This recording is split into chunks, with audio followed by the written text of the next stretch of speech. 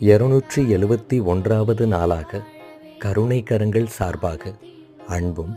அன்னமும் என்பதன் அடிப்படையில் திரு KL வினோத்குமார் திருமதி M வைஷ்ணவி தம்பதியரின் அன்பு திருமகள் இன்று பிறந்தநாள் காணும் குழந்தை செல்வி